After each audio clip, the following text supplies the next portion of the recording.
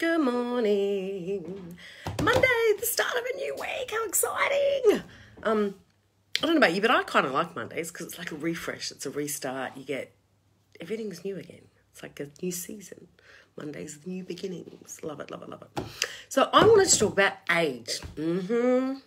Age, wrinkles and crinkles and stuff. And I want to talk about this thing that we have where we feel like we're running out of time, or we've left it too late, or I'm too old to do that, all that stuff. And I myself have been totally guilty of this. In fact, even last week, I was thinking to myself, oh my God, I'm 46 this year and I haven't done X, Y, and Z. I did manage to talk myself out of that, which was great because I just did a little bit of work about how I was feeling and why I was feeling that, and whether it was actually the age or the fact that I hadn't done this particular thing. Of course, it was not having done the particular thing, which felt worse than the fact that I was going to be 46 this year, because age is just a number. And guess what, yesterday? So yesterday there was an incredible concert. If you haven't watched it, I think you can probably still get it on like Channel 7 Catch Up or something like that, out at ANZ Stadium, Allianz Stadium. I forget the names wrong. Oh my God, I'm so sorry.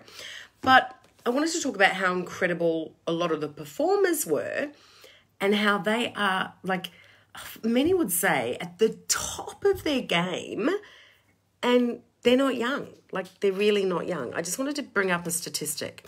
And we've heard many people tell the stories about, what's his name?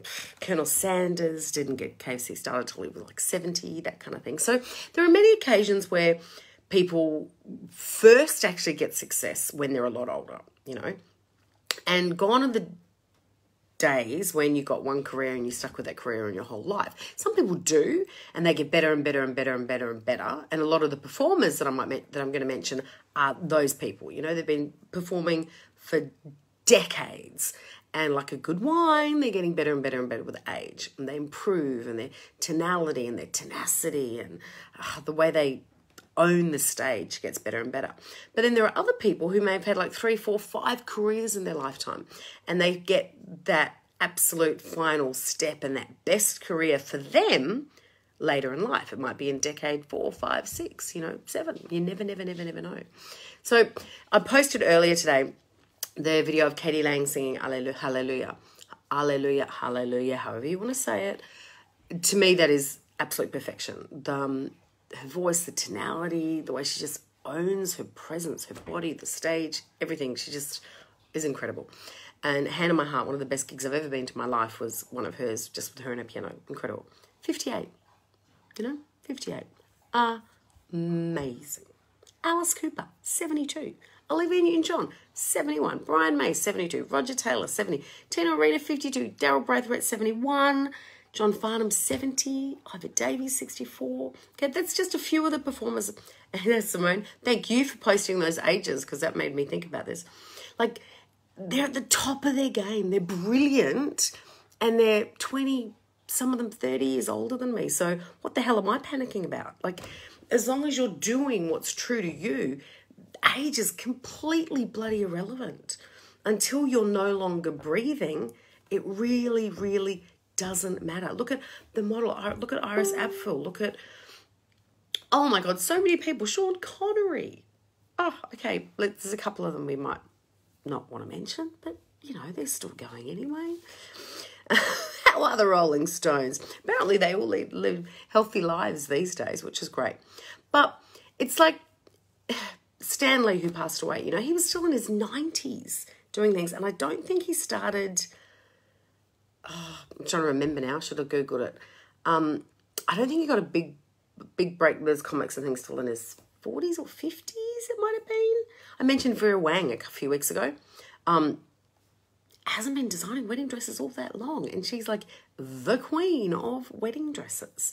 There is no problem with it. Like, there really, really, really isn't. Some of the best actresses in the world at the moment that I really, really look up to are in their 70s. Like, they're just, you have to admire them, and we have to stop focusing on the age.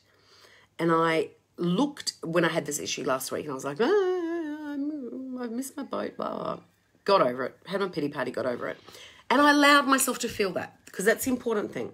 I didn't grab a block of chocolate. I didn't grab a bottle of wine. I just kind of worked out why I was feeling the way I was feeling.